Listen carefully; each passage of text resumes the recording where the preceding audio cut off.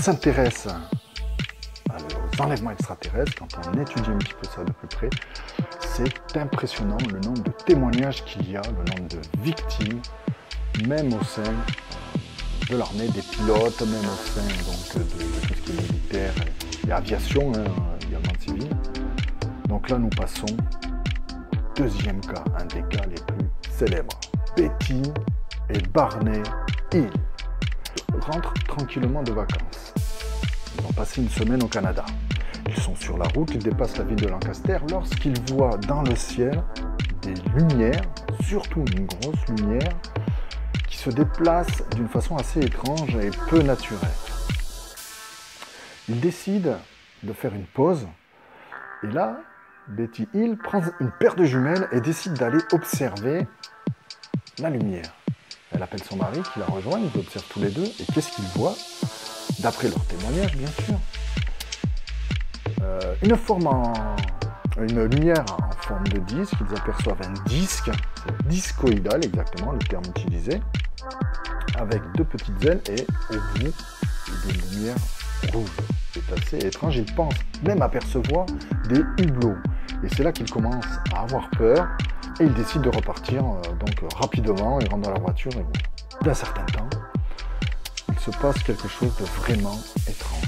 Il y a un son, un gros bip dans la voiture qui résonne, qui les assourdit, suivi d'un deuxième bip. Il y a un gros bip, ils sont à l'arrêt, et c'est comme s'ils se réveillaient. Ils s'aperçoivent qu'il y a 55 km de parcouru, sans aucun souvenir. Rien. Ils rentrent chez eux, et s'aperçoivent que sur l'horaire, tant qu'ils auraient dû mettre, il y a 2 heures manquantes.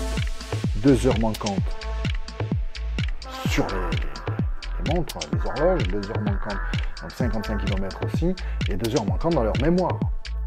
Pendant 2 heures, ils n'ont aucun souvenir de ce qu'ils ont fait pendant ces 2 heures. Rien. S'ensuit un état dépressif et la perte d'appétit. Il y a également, chose très étrange, Barney Hill s'aperçoit que sur ses chaussures, il y a des traces. Des traces comme s'il avait été traîné sur le sol. Des traces qui n'étaient pas là avant. Et sa voiture est abîmée. Sa voiture a des ronds où la peinture a disparu. Il y a des traces sur la voiture où le métal est à nu. C'est quand même assez rare, me direz-vous. Donc il décide de consulter et le diagnostic, je vais apprendre à parler français, le diagnostic tombe. Ils ont un stress post-traumatique, comme ceux qui ont vécu la guerre, alors qu'ils rentraient de vacances. Ils ont un traitement. Ils se font également hypnotiser, ils suivent des thérapies donc, par un hypnothérapeute qui est M. Benjamin Simons en anglais. Et ce médecin arrive à leur faire ressortir des souvenirs. Ils se rappellent ce qui s'est passé pendant ces 2 heures. Et notamment, Betty Hill a des souvenirs incroyables. Leur voiture essayait d'échapper à cet objet qui, Betty et Barney Hill voyaient très bien que l'objet venait vers eux, les chasser en fait, les pourchasser. Donc ils ont essayé de leur échapper en rentrant sur un chemin un petit peu isolé de la route. Ils sont sortis de la route, mais leur voiture a calé. Leur voiture s'arrête, et là Betty voit, elle le dira plus tard, une dizaine de petites créatures, des petits monstres qui arrivent à leur hauteur. Ils sont paralysés, ils ne peuvent pas bouger. Ils ne savent pas qu'est-ce qui se passe, ils sont comme quand on dort, vous savez, on ne peut pas bouger. Et là, ils se font traîner effectivement sur le sol et ils les kidnappent dans l'appareil. Et là, ils sont séparés, chacun d'un côté. Mais leur témoignage est le même, ils disent la même chose. Ils ont subi des examens médicaux. On n'en saura pas tellement plus, mais ils considèrent que ce sont des examens médicaux. Et Betty Hill a même communiqué avec l'une des créatures. Elle explique que l'une des créatures lui a montré une carte interstellaire, une carte de l'espace, en lui demandant de situer où se trouve la Terre.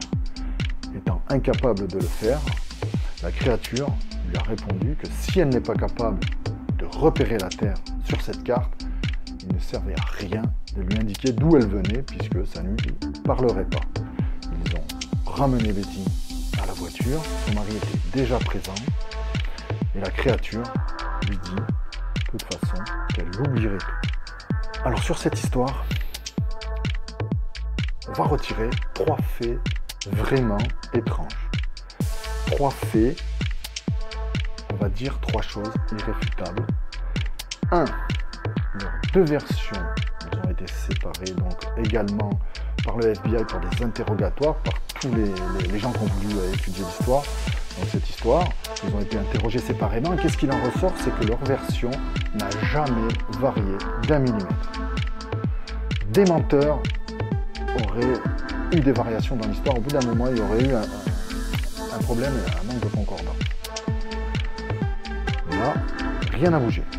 Deuxièmement, l'hypnotiseur a certifié qu'ils étaient de bonne foi, que c'était impossible qu'ils inventent sous hypnose. Alors me direz-vous, des gens peuvent avoir des hallucinations ou dire n'importe quoi et être de bonne foi. Mais en tout cas, sous hypnose, le professionnel affirme qu'ils sont de bonne foi. Donc point numéro 2, Betty Hill a dessiné, a reproduit la carte qu'elle a vue sur l'appareil que le prétendu alien lui a montré. Et il s'avère, suite à une étude, ça a été validé par 2 professeurs d'université aux États-Unis, Columbus et Chicago, que cette carte a des correspondances, est en corrélation avec un modèle tridimensionnel, donc stellaire, qui existe et qui s'appelle Zeta Reticulis. Reticulis, je ne sais plus. Vous regarderez sur le lien de la description. Mais il a un nom, c'est un modèle qui existe et il s'avère que du coup c'est un fait avéré. Bien YouTube, c'est tout pour moi. Je vous laisse donc juste de votre opinion. La mienne est qu'effectivement il s'est passé quelque chose, mais que certainement on n'aura jamais la vérité, ou en tout cas on ne saura vraiment jamais ce qui s'est passé. Mais le mystère est intéressant, même s'il continue d'exister. Je vous dis à lundi prochain et je vous souhaite de passer une excellente semaine. Bye!